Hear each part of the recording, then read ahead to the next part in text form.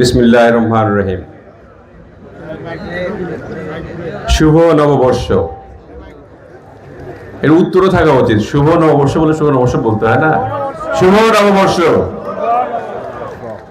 আজকের এই একটা পহেলা বৈশাখের দিনে আমাদের মাননীয় প্রধানমন্ত্রী যে উদ্যোগটা নিয়েছেন, এটা আপনারা তো সবার বক্তব্যে শুনলেন। আবার যদি আমি বলি এটা ভালো লাগবে না, এই জন্য আমি ওই সব কথা বিশ্লেষণে না গিয়ে দুই চারটি কথা বলে শেষ করব। গরমের মধ্যে কষ্ট করছেন। উপস্থিত আজকে সম্মানিত সভাপতি, জেলা প্রশাসক, এখানে আজকে যেহেতু এটা সরকারি প্রোগ্রাম, তিনি সভাপতিত্ব করছেন এবং সুন্দর আয়োজন করেছেন। জেলা প্রশাসক এবং আমাদের পুলিশ সুপার মিলে আমাদের অনুষ্ঠানটিকে সুন্দর করেছেন, এই জন্য আমাদের সরকারের পক্ষ থেকে তাকে ধন্যবাদ জানাই। এখানে উপস্থিত রয়েছেন আমাদের প্রিয় ব্যক্তিত্ব সবাই। মাননীয় সংসদ সদস্য জনাব সুলতান মাহমুদ বাবু, যিনি সবসময় আমাকে বলতেন যে আমরা কিন্তু দুই ভাই, চলেন একসাথে আমরা কাজ করে যাই। উপস্থিত আমাদের আরেক ভাই, যার এখানে রোজার মধ্যে আসার আমার সৌভাগ্য হয়েছিল, মেলান্দ মাজারগঞ্জের মাননীয় সংসদ সদস্য জনাব মুস্তাফিজুর রহমান বাবুল। তিনি আবার আজকে বাংলাদেশ সরকারের পক্ষ থেকে চীনের আমন্ত্রণে কালকে রাত্রে তিনি চীনের উদ্দেশ্যে রওনা করছেন, তিনিও সৌভাগ্যবান। উপস্থিত রয়েছেন আমার ছোট ভাই, জামালপুরের বিএনপির সাধারণ সম্পাদক এবং আমাদের কেন্দ্রীয় কমিটির সহ সাংগঠনিক সম্পাদক বিএনপির, আর আপনাদের ভোটে নির্বাচিত মাননীয় সংসদ সদস্য অ্যাডভোকেট ওয়ারেস আলী মামুন। উপস্থিত মঞ্চে আমাদের বড় ভাই, সকলের শ্রদ্ধেয় ব্যক্তি, এক সময় এখানে 91 থেকে 96 পর্যন্ত মন্ত্রী ছিলেন, এখন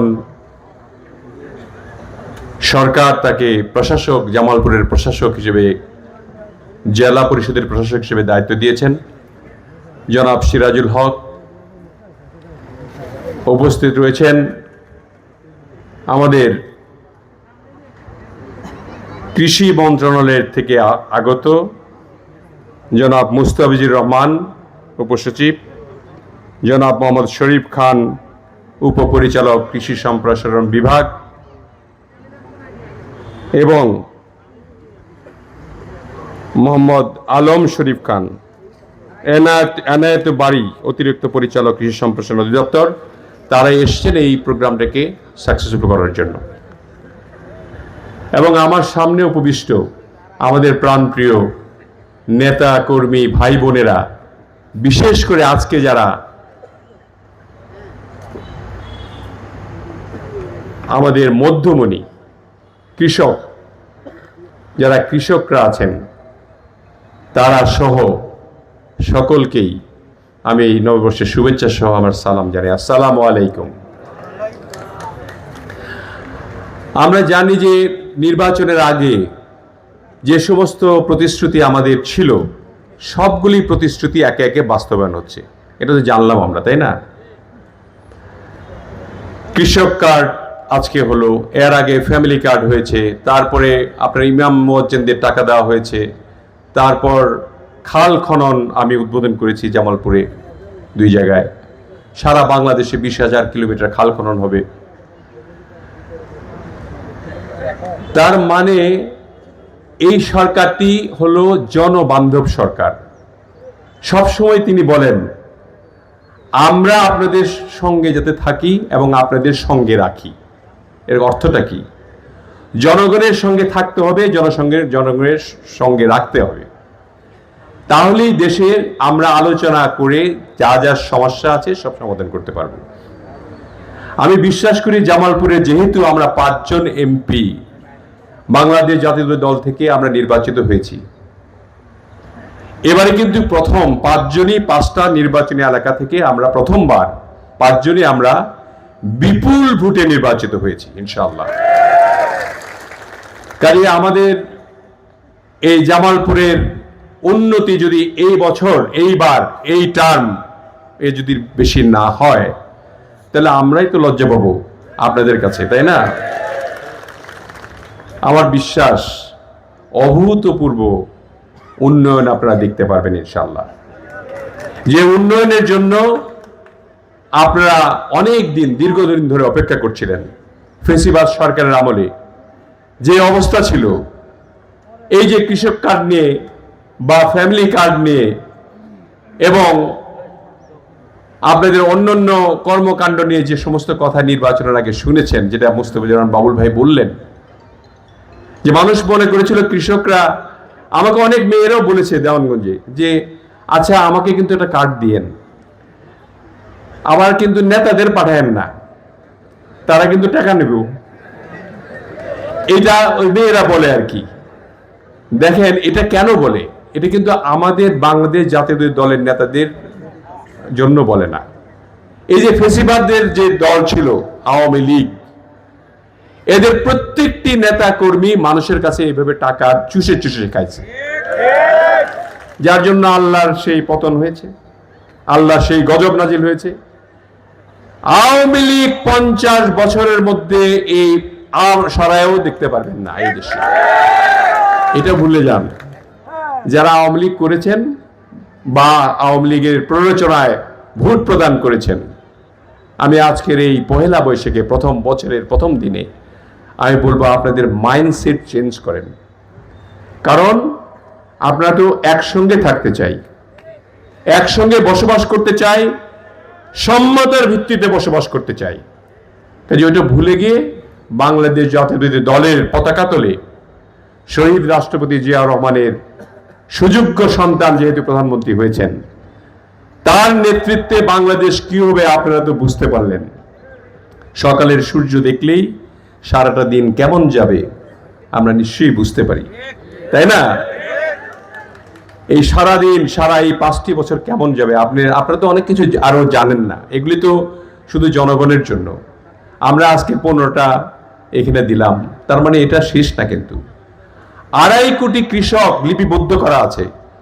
এই আমাদের সময়ের মধ্যেই তিনি একটু সময় বেশি বলেছেন, 5 বছর, তা আমার জানা মতে 2-3 বছরের মধ্যে কৃষক কার্ড দেওয়া শেষ হয়ে যাবে ইনশাআল্লাহ।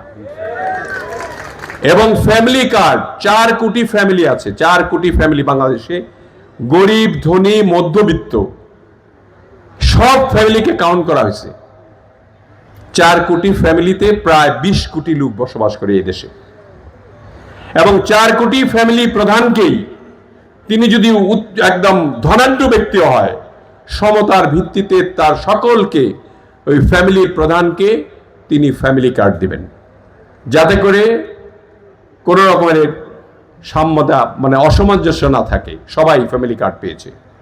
এটা আমাদের অঙ্গীকার ছিল এবং সেই অঙ্গীকার তিনি পূরণ করতে চান।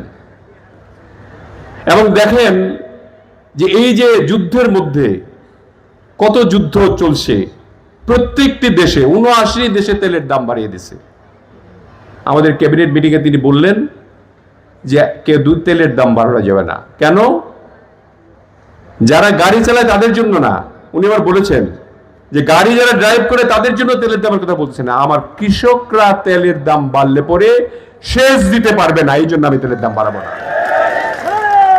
অর্থাৎ এই কারণে কৃষকদের প্রতি তার যে এই যে একটা ভরসা, বাংলাদেশে যে কোনো ভাবে হোক না কেন, আমরা তো কৃষক, পরোক্ষভাবে হোক আর প্রত্যক্ষভাবে হোক আমরা সবাই কৃষক, কিন্তু কৃষকের সন্তান। আমরা কৃষি কাজ করেই কিন্তু দেশটাকে এগিয়ে নিয়ে গিয়েছিলাম শহীদ রাষ্ট্রপতি জিয়াউর রহমানের নেতৃত্বে, তিনিও তাই চান।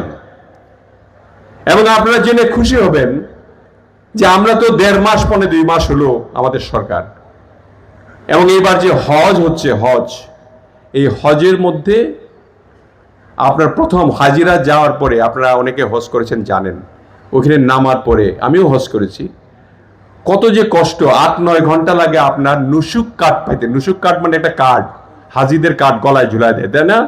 যারা হজ করেছেন তারা জানেন না, একটা নুসুক কার্ড। এই কার্ডগুলি ওই যে 9 ঘন্টা যে আমাদের সাধারণ হাজিদের কষ্ট হবে, সেই জন্য তিনি গতকাল এই সৌদি আরব থেকে সৌদি গভর্নমেন্টকে অনুরোধ করে এই সমস্ত কার্ডগুলি বাংলাদেশে এবার ৭৮,৫০০ আপনার হাজি যাচ্ছে হজ করতে বাংলাদেশ থেকে, তাদের জন্য কার্ডগুলি এখানে নিয়ে আসছেন। সেই কার্ড আমি গতকালকে উদ্বোধন করে দিয়ে আসছি।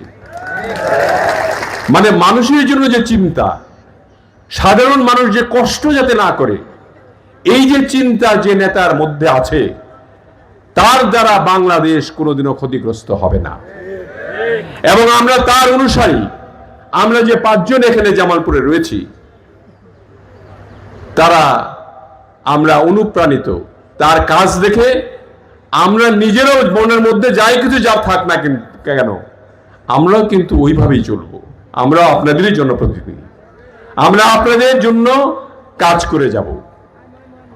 এবং দেখেন, আমরা মন্ত্রী হয়েছে আমি প্রায় 15 মাস, আমরা পাশ করেছি কত 2 মাস নাকি না 15 মাস।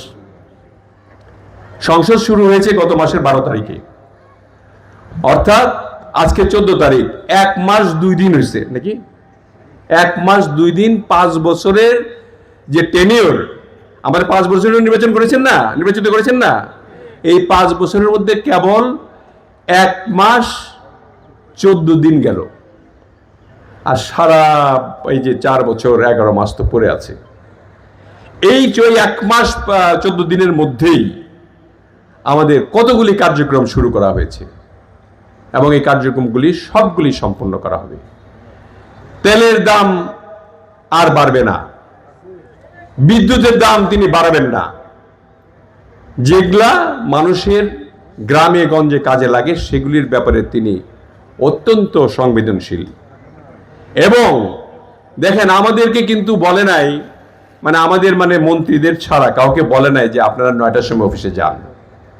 অফিস টাইম 9টা 4টা। যেহেতু তিনি 9টা বাজার 5 মিনিট আগে যান, এখন ডিসি সাহেব, এসপি সাহেব, আমাদের সরকারি কর্মকর্তাগুলি আগে যে একটু দেরি করে যেত, খেয়ে দিয়েই যায়, ঠিক আছে, এখানেই তো সেক্রেটারি সাহেবরা ওনারা আসতেন 12টার সময় 1টার সময়। আওয়ামী লীগ আমলে তো যারা তেল মারতে পারো তারাই ভালো, তাই না? এখন কিছুই কিন্তু বলে নাই, উনি খালি 9টা বাজার 5 মিনিট 10 মিনিট আগে অফিসে যান।